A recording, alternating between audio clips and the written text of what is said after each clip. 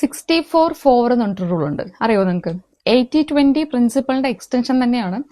അതായത് നമ്മൾ ചെയ്യുന്ന മേജർ ആക്ടിവിറ്റീസിൽ ഓൺലി ഫ്യൂ ആക്ടിവിറ്റീസ് മാത്രമേ റിയൽ പ്രോഗ്രസ് അല്ലെങ്കിൽ റിസൾട്ട് ക്രിയേറ്റ് ചെയ്യുന്നുള്ളൂ എന്ന് പറയാം. അതായത് നിങ്ങളൊരു ബിസിനസ് പേഴ്സൺ എന്ന് വിചാരിക്കാം.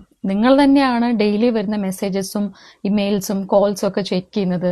ഓപ്പറേഷണൽ ഡിസിഷൻസ് നിങ്ങൾ ഒറ്റയ്ക്കാണ് എടുക്കുന്നത്. അതുപോലെ നിങ്ങളല്ലെങ്കിൽ വേറൊരു വ്യക്തി അറ്റൻഡ് ചെയ്യാവുന്ന ഇവന്റ്സുകൾ നിങ്ങൾ ഒറ്റയ്ക്ക് പോയി അറ്റൻഡ് ചെയ്യുക.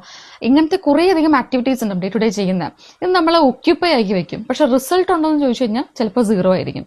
പക്ഷെ മേജർ ആയിട്ടുള്ള മറ്റു പല ആക്ടിവിറ്റീസ് ഉണ്ട്.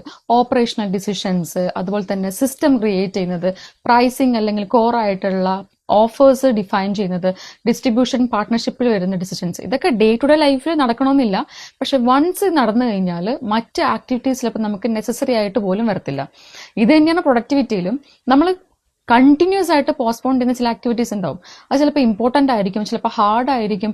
ചിലപ്പോൾ ആ മേജർ ആക്ടിവിറ്റി നമ്മൾ ആദ്യം ചെയ്യുകയാണെങ്കിൽ മറ്റ് ആക്ടിവിറ്റീസ് ചിലപ്പോൾ നമുക്ക് ചെയ്യേണ്ടത് പോലുമായിട്ടുള്ള ആവശ്യം വരില്ല. അതായത് 64-4 റൂള് പറയുന്നത് നിങ്ങൾ ചെയ്യുന്ന ഒരുപാട് ആക്ടിവിറ്റീസിൽ ഓൺലി 4 മേജർ ആക്ടിവിറ്റീസ് മാത്രമാണ് നിങ്ങളുടെ റിസൾട്ട് ഡിഫൈൻ ചെയ്യുന്നത്.